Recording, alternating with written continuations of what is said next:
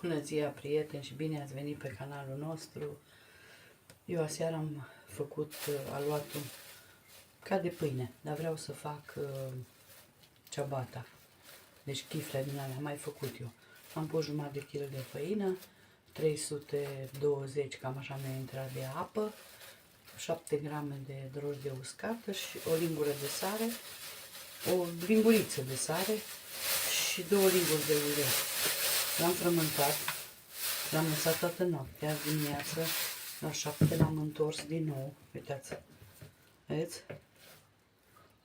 Așa, l-am, ca să nu mai, el a frământat până, o dospit până sus. Acum punem făina pe blatul de lucru, îl dăm jos, din lighean. Deci trebuie să vă fie un aluat moale. Deci să nu mai frământăm acum, numai îl întoarcem. Și porționăm. Acum cât doriți de mari. Vedeți? Așa îl fac. Pun făină în tavă. Pe hârtie de copt.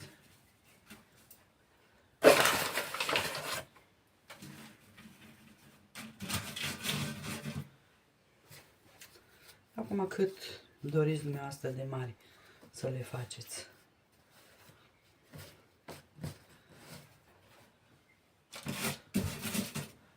O să vă arăt eu când e gata.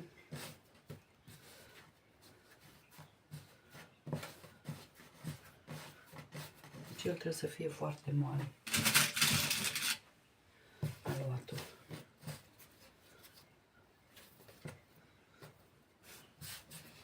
De-aia trebuie să lucrăm cu făină.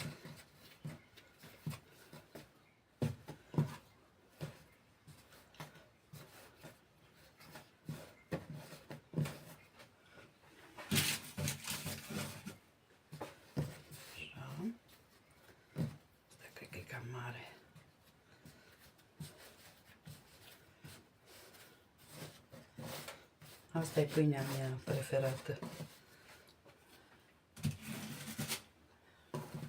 Mie mă place foarte mult asta. Am zis, nu-l mai frământați, acum numai îl împachetați.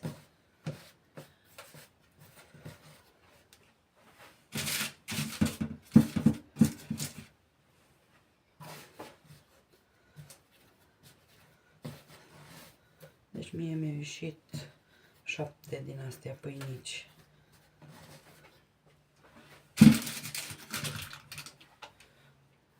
Să șterg aici de e făină. Să nu o iau pe tavă, că după aia miroase în cuptor. Așa.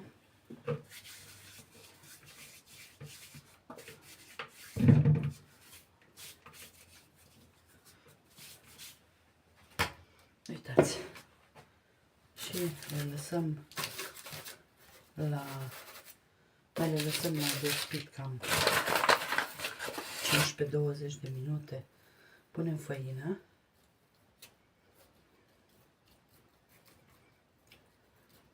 Că ele trebuie să fie de făină pline. Așa, și le acoperim și le lăsăm mai la despit.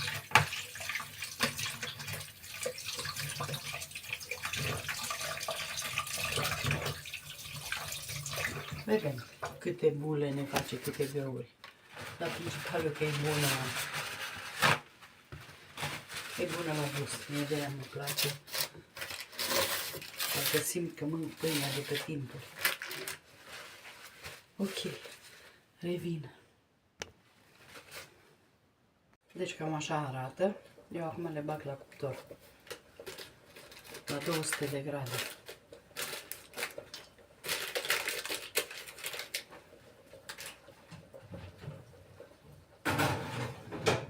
Aici nu am ventilație, dar dacă aveți ventilație, puteți să le băgați. Și uitați, dragile mele, așa arată pâinea. Ce arde. Super fain, a ieșit. Acum eu acopăr cu hârtie de copt.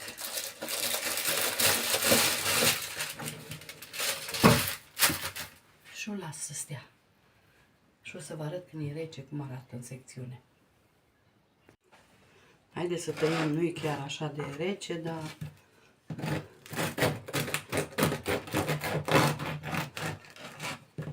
da, e ce trebuie. Uitați. Vedeți? Ce înseamnă dospirea lungă. Deci e ce trebuie. Hai să văd și la asta. Da? Deci asta înseamnă dospirea lungă. Așa că acum puteți doar să nu puneți atâta făină, dar mie mă place cu făină multă. Vă fac o poză de jos să vedeți.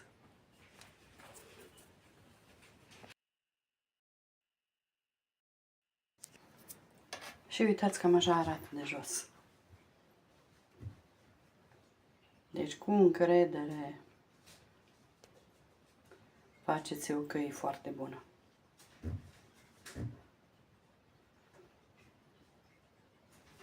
Ok. Vă mulțumesc și sper să încercați această rețetă și o să vă arăt eu cu ce servim. Cu ce cremă am făcut ca să servim această pâine.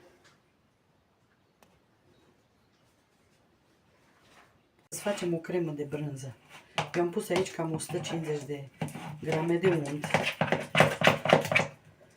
Îl frec așa puțin.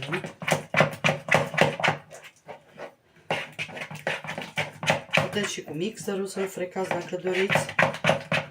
Am aici 250 de grame de brânză. Brânză dulce. Asta e de 40% grăsime. O punem aici peste.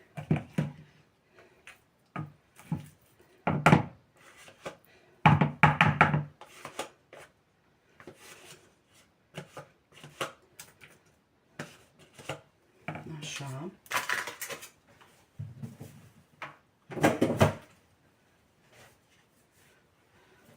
Puțină sare.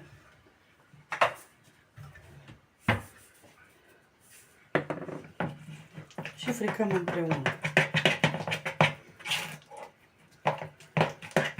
Ar fi trebuit și brânză topită, dar nu am. Din aia la tub. E așa o cremă. Acum facem fără.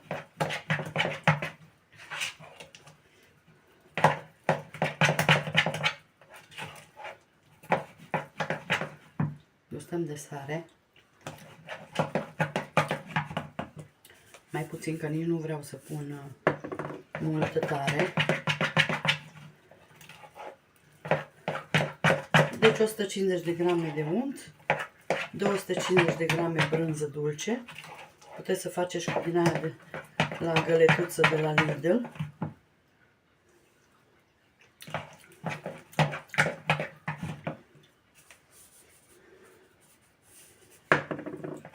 Asta nu vine multă.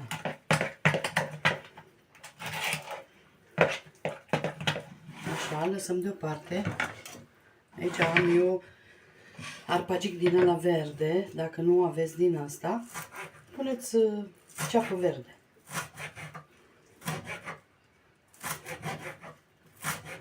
Eu am început să-l tai, după aia zic, stai să vă arăt cum fac și eu asta.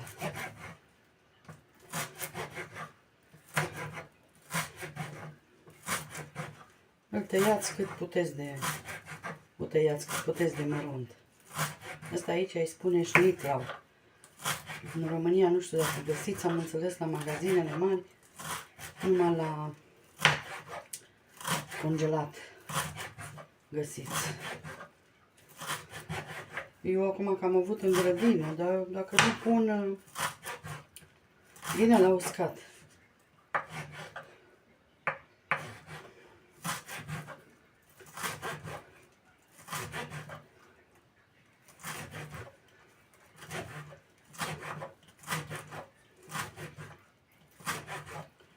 cred că e suficient cât am tăiat. Ajunge. Că după aia are intens, ăsta, gustul prea intens de arpagic din asta, că ăsta e nici ceapă, nici usturoi. Așa.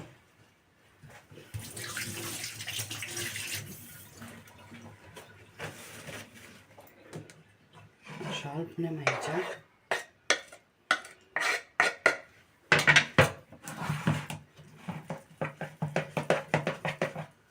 Bine să-l face să stea câteva ore ca să intre.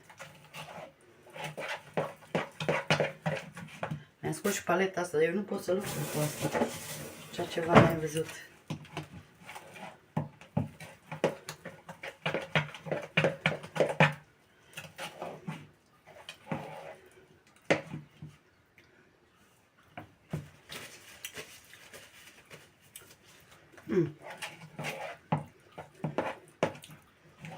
Probabil că dacă stă, își intră în gustul.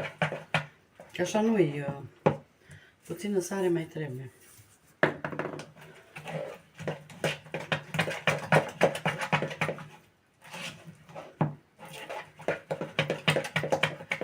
Și gata brânza, crema de brânza noastră. Haideți că eu vă arăt cu ce o servim. Sau cum puteți să o serviți. Aici am un ardei. O să tai partea care e mai groasă. Din asta v-am zis că din astea am și nu mi-i plac.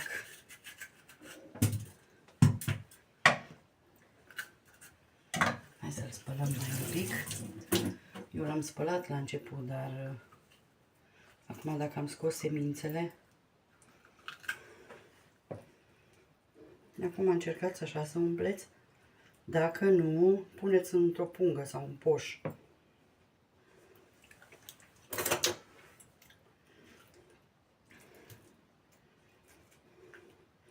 Asta și la aperitiv e fain.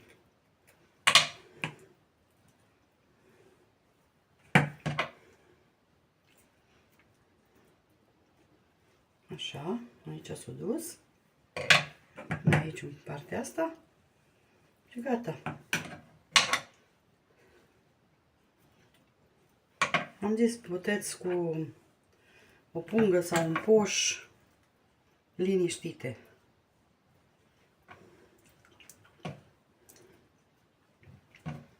Și când le umpleți, le lăsați puțin la frigider. Stai că nici nu vedeți ce fac. Le lăsați puțin.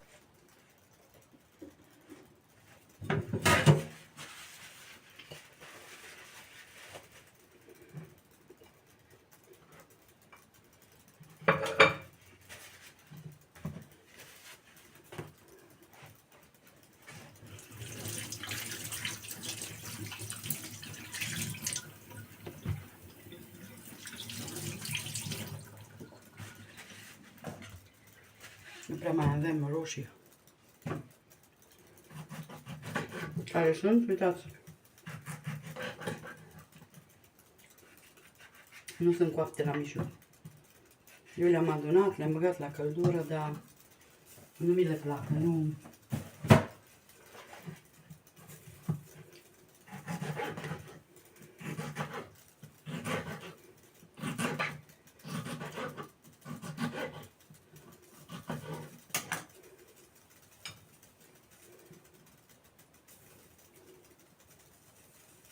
Vedeți ce iau eu ochii la Uma și mănâncă tot. Bine, la ea nu-i problemă cu mâncarea. Deci până acum, Doamne mulța, mănâncă tot ce îi se pune pe masă.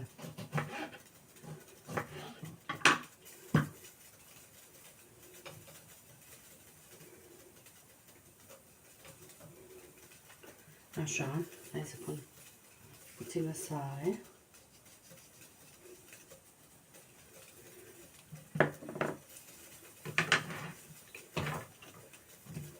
Și acum tăiem și câte o felie de ardei. Hop. dacă o puneți la frigider, o să... și mai fain o să... Hai să nu-i dau două ca la morți. Nu că așa se spune, că dacă dai cu... Uitați ce bine arată. Vedeți? Haideți că vă fac poză de jos. Și uitați, prieteni, așa arată micul dejun sau cina noastră, cum doriți. Așa arată crema noastră de brânză. Și așa o servim. Vedeți cum am tăiat ardeiul, cum s-a roșit, zici că am pus boia în gea cu ardei. Dar nu, de la ardei. Vedeți ce bine arată. Sper să încercați. Merge foarte repede. Arpagic. Puteți să pune și mărar dacă doriți. Dar eu vreau numai să-i simt gustul la arpagic. Deci nu vreau mărar. Ok. Vă mulțumim și sper să încercați rețeta. O zi minunată. Bye, bye!